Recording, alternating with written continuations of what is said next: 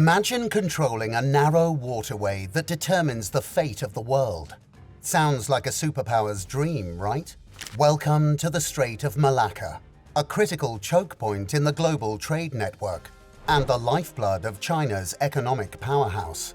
This unassuming narrow stretch of water is the stage for what's known as the Malacca Dilemma, a high-stakes geopolitical game of chess that could redefine the world order.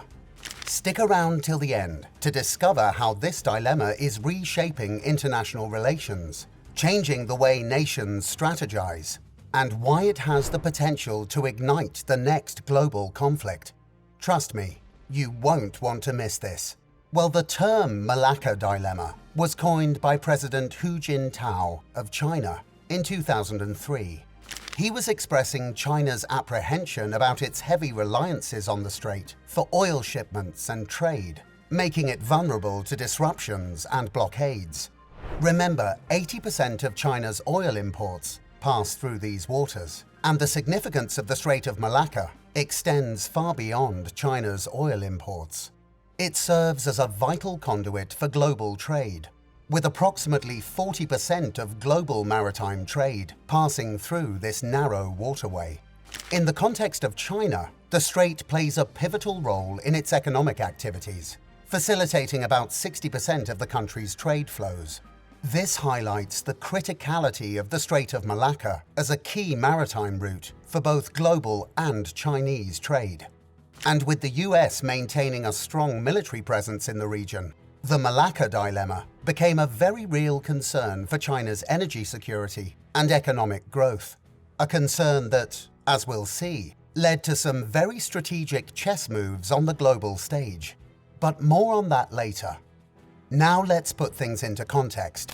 The Strait of Malacca is the main shipping channel between the Indian Ocean, South China Sea, and the Pacific Ocean, linking major Asian economies such as India, Thailand, Indonesia, and of course the economic giants China, Japan, and South Korea with the rest of the world.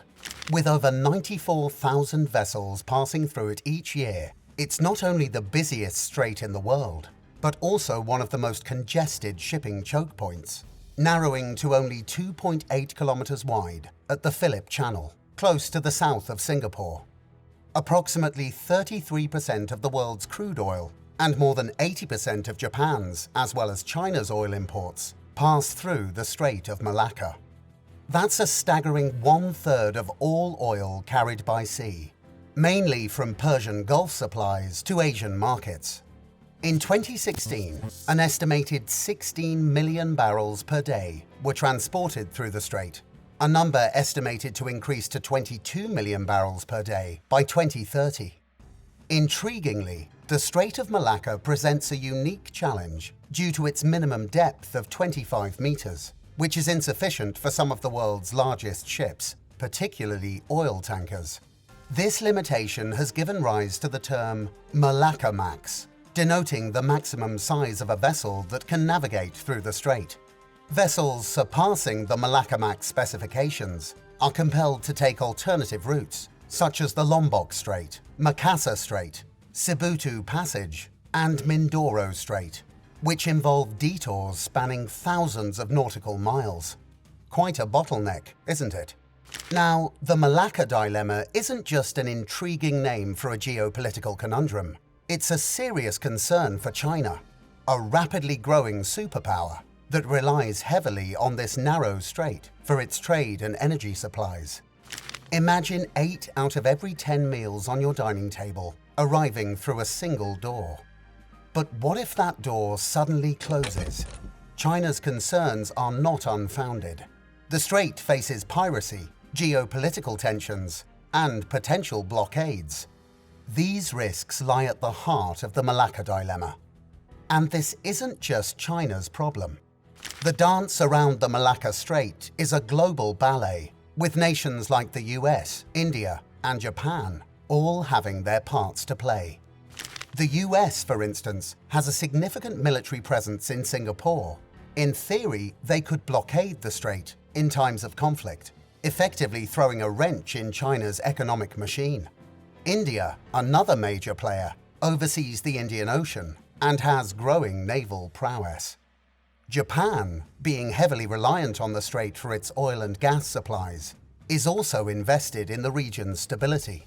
This geopolitical chessboard is delicately balanced, and any aggressive move could drastically impact not just China's economy, but global supply chains. But here's the kicker. China isn't just sitting on its hands trembling over the Malacca Dilemma. Oh no, they're making moves, big moves. This fear, this over-reliance on the strait, has shaped China's foreign policy for decades. China has been extending its diplomatic and economic reach, making alliances, and investing heavily in infrastructure projects around the world. They came up with a grand scheme, a masterstroke so audacious that it could potentially alter the course of global trade routes and power dynamics. Enter the One Belt, One Road Initiative, or OBOR, as it's commonly called.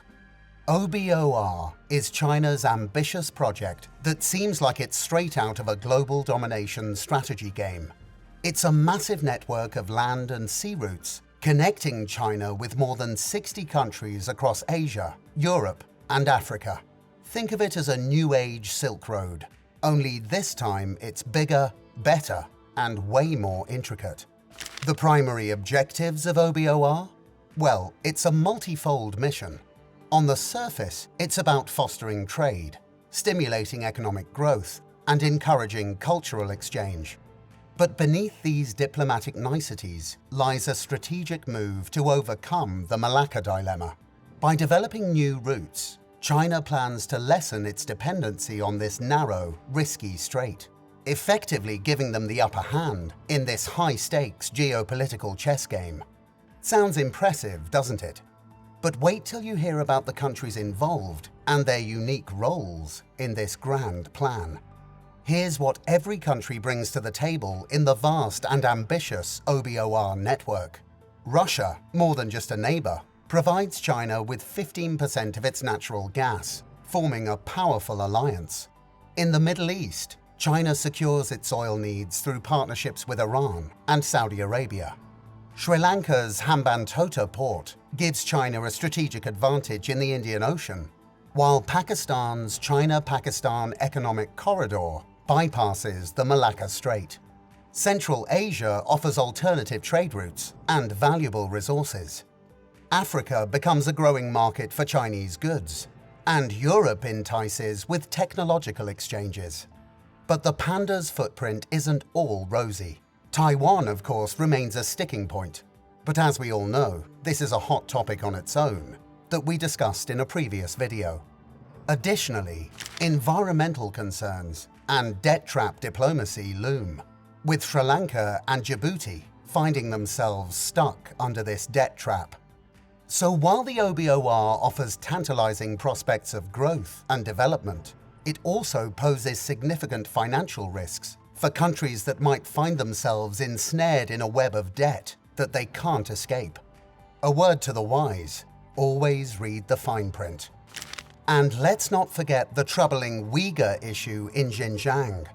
This province holds immense strategic importance for China, accounting for 20% of the country's domestic energy reserves and serving as a crucial transit point for gas pipelines from neighboring countries. As Uyghur Muslims make up the majority population in Xinjiang, grave allegations of human rights abuses have emerged, including forced labor, mass surveillance, and detentions in internment camps. This issue poses a potential risk for China, as should the mounting pressure and international scrutiny on China regarding the Uyghurs increase, it could stifle the potential of the OBOR plan. Despite the global attention, some countries benefiting from China's Belt and Road Initiative, like Pakistan and Central Asian nations, have chosen economic ties over addressing the rights of their brothers in Islam.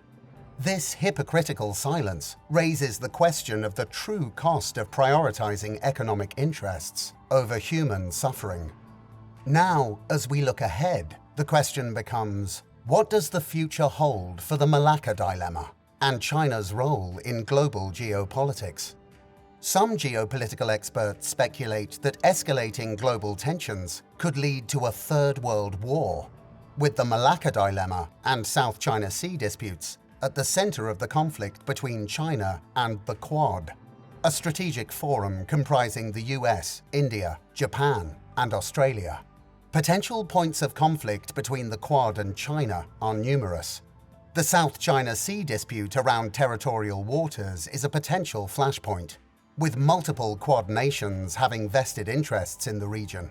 The border conflicts between China and India, particularly the tense standoff in the Galwan Valley in 2020, and the minor border clash in Sikkim in 2021, add another layer of complexity. And then there's the contentious issue of Taiwan, with the US and Japan strongly opposing any attempts to change the status quo. In conclusion, the future of the Malacca Dilemma and China's role in global geopolitics is fraught with uncertainties and potential flashpoints. But one thing is for sure, the world will be watching closely. We hope you liked this video. Be sure to subscribe and share your thoughts in the comments down below. Until next time, take care and stay informed.